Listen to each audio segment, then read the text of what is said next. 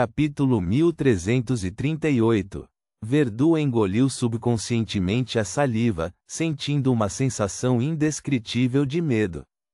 Ele não sabia do que tinha medo. Não havia nenhum perigo real. Ainda assim, uma gota de líquido desconhecido caindo de cima foi suficiente para arrepiar sua espinha e fechar seus poros. Talvez fosse porque o ambiente era muito misterioso e silencioso, ou talvez fosse por causa da identidade e origem desconhecida do líquido. Verdu deu 2 passos cautelosos para fora e observou pacientemente. Nos minutos seguintes, nada de anormal aconteceu. Não caiu mais nenhum líquido de cima. Isso fez Verdu suspeitar que se tratava apenas de um pássaro passando. Havia um peixe de água doce dos riachos da ilha ou um peixe marinho em sua boca, e um líquido levemente pegajoso escorria de sua superfície. Ele se acalmou e depois verificou as ruínas da estação telegráfica. 10 minutos depois, Verdu confirmou que havia apenas vestígios de sangue e simples murais relacionados ao misticismo. Valeu a pena pesquisar. Ele não extraiu precipitadamente amostras do solo cor de sangue nem fez cópias do estranho mural. Em vez disso, tirou uma bola de cristal pura e onírica do bolso. Como astrólogo, ele naturalmente teve que usar suas melhores técnicas para confirmar como deveria agir. Segurando a bola de cristal com a mão esquerda, sua mão direita tocou o topo da bola de cristal quando Verdu entrou no estado de astrólogo. No segundo seguinte, a bola de cristal brilhou intensamente. Bang! Explodiu e espalhou fragmentos em todas as direções. O olhar de Verdu congelou. Ele ficou enraizado no chão, ignorando completamente a dor causada pelos estilhaços perfurando seu corpo. Explodiu, realmente explodiu, ele murmurou para si mesmo, incrédulo. Os fragmentos da bola de cristal que perfuraram seu corpo não pareciam romper o manto clássico. Naquele momento, eles caíram sem sangue. Claro, restaram alguns fragmentos na mandíbula e no rosto de Verdu, salpicando-os de pequenos ferimentos. Quem é? Verdu de repente voltou a si e virou-se para outra direção. Nas ruínas à sua frente, uma pessoa saiu. Era a mulher com roupas seminuas do navio pirata. Ela se escondeu muito bem e não foi descoberta por Verdu. Porém, a explosão da bola de cristal lhe deu um susto e a fez reagir excessivamente, fazendo com que não conseguisse manter seu estado oculto. O rosto ferido de Verdu se contorceu imediatamente. Por que você está aqui? A mulher curvou os lábios e assumiu uma atitude indiferente. Aqui é o Porto Bansi, não sua casa. Por que não posso estar aqui? Fiquei entediado e desci para dar um passeio, na esperança de pegar algumas joias nas ruínas. Há algum problema com isso? Ela respondeu com algumas perguntas sem qualquer intenção de se distanciar de Verdu. Verdu não discutiu com ela. Ele pegou o remédio e o álcool medicinal que havia preparado previamente e tratou dos ferimentos no rosto e no queixo. Então tirou os cacos da bola de cristal e os colocou de volta no bolso. Ele não queria que seu sangue permanecesse em um lugar tão estranho. Em seguida, Verdu tirou um acessório do manto clássico. Era um símbolo em forma de porta formado por 3 rubis, 3 esmeraldas e 3 diamantes. Em um instante, o longo manto se apertou, acentuando a carne do corpo de Verdu. No momento em que os ossos de Verdu estavam prestes a ser esmagados, sua figura desapareceu gradualmente e ele desapareceu. Então, ele teletransportou para a montanha costeira fora do porto. A montanha desabou e se transformou em escombros. Pelo que Verdu sabia, este já foi o lugar onde os moradores de Bansi costumavam adorar o deus do clima. Era também o principal alvo da Igreja das Tempestades. Depois que a bola de cristal explodiu para avisá-lo de que o telégrafo de Bansi estava escondendo um perigo desconhecido, Verdu não se atreveu a continuar explorando a área ou em busca de materiais místicos. Ele só poderia se mover com força para o próximo local. E isso permitiu que ele escapasse da perseguição da mulher. Assim que sua figura apareceu, ele se abaixou e respirou fundo. Era como se ele finalmente tivesse se recuperado do estado sufocante. Ao mesmo tempo, Verdu sentiu uma dor aguda na costela direita, como se um osso tivesse fraturado.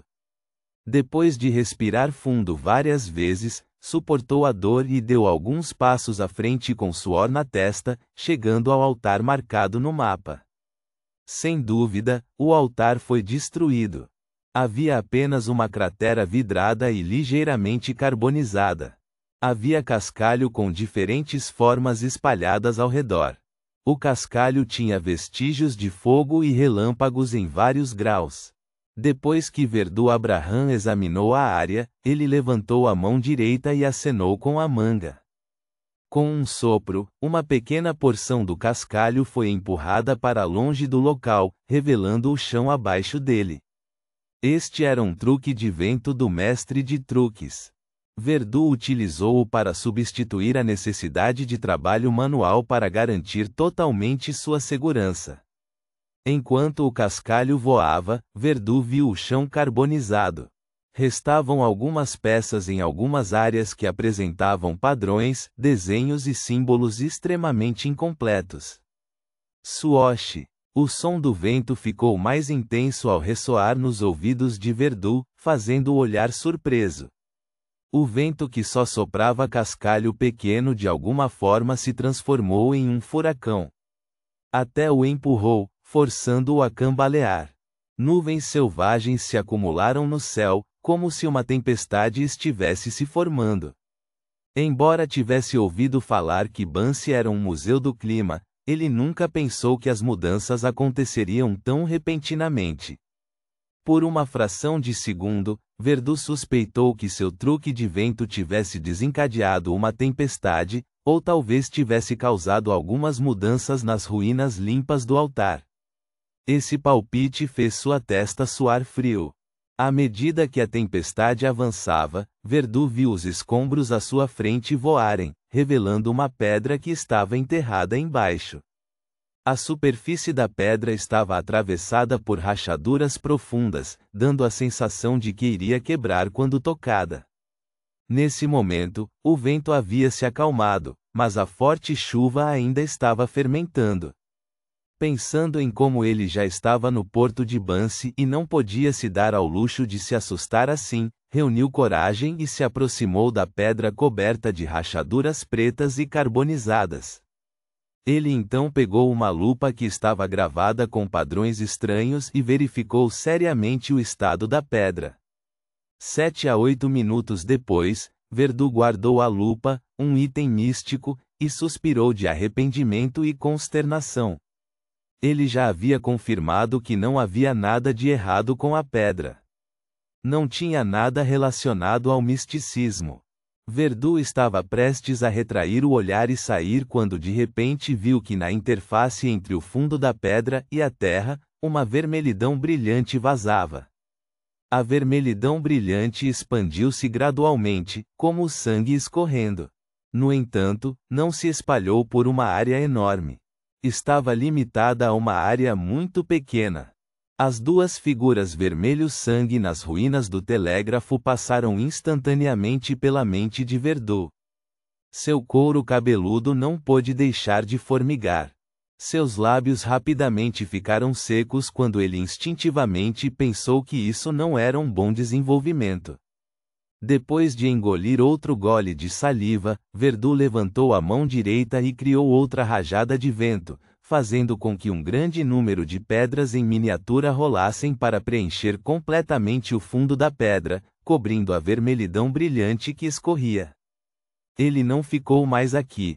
Ele se forçou a ativar o teletransporte novamente e se dirigiu ao seu destino final.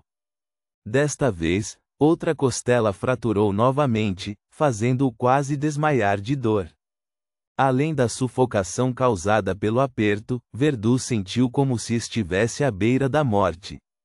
Ele levou vários segundos para se recuperar e lançou seu olhar para frente. Este lugar também estava em ruínas. Uma casa desabada cobriu o mato. De acordo com um pirata que já explorou as ruínas de Bansi, havia um item aqui que valia a pena pesquisar. Era uma porta comum de madeira, mas foi a única coisa que permaneceu intacta em Bansi. O pirata não encontrou nada de especial na porta de madeira, então pediu a seus subordinados que a carregassem na tentativa de movê-la de volta para o navio. No entanto, deram apenas 2 passos quando de repente desabaram. Arrastando suas espinhas, suas cabeças se separaram de seus corpos e rolaram para o lado. Isso assustou o pirata. Ele não se atreveu a ficar mais tempo e conduziu o resto da tripulação embora com pressa. Verdu não acreditou totalmente na história que a outra parte lhe contou. Embora não tivesse vivido muita vida no mar, sabia que os marinheiros gostavam de exagerar, muitas vezes passando dos limites. Porém, mesmo que fosse um exagero, Verdu acreditava que valia a pena estudar a porta. Após uma rodada de busca, ele descobriu seu alvo.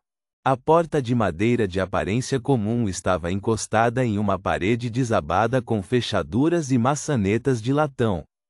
Não havia cadáveres ao redor, nem vestígios de sangue. Era idêntica à maioria das ruínas.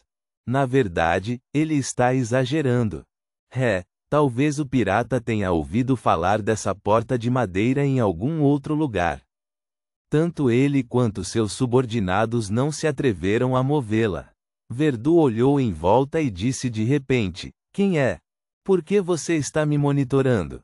Na verdade, ele não percebeu ninguém ao seu redor, mas com base em sua experiência e lições, ele poderia usar palavras e uma reação para enganar a possível presença de um monitor. Um segundo depois, um homem de meia-idade com barriga apareceu nas sombras. Ele não disse nada e saiu silenciosamente do local. Verdu soltou um suspiro de alívio ao não perder tempo em se aproximar da porta de madeira. De acordo com as informações que obteve, não importava como abrisse a porta de madeira, não provocaria nenhuma alteração anormal. Não haveria perigo se ele não tentasse movê-la. Depois de pensar por alguns segundos, Verdu retraiu a mão na manga e usou seu manto clássico como luva para puxar a porta de madeira. Ele ergueu a porta de madeira e os arredores ficaram em silêncio. Verdu empurrou a porta de madeira como se estivesse abrindo uma porta normalmente, mas não houve mudanças. Ele tentou muitos outros métodos, mas não conseguiu fazer com que a porta de madeira apresentasse qualquer anormalidade. Parecia ter tido sorte de ter sido preservada em sua totalidade sob o bombardeio da Igreja do Senhor das Tempestades. Respirando fundo, Verdu tentou se acalmar. Ele pensou por um momento e tentou abrir a porta novamente. No entanto, ao contrário de antes, ele segurou a alça e girou-a suavemente para baixo.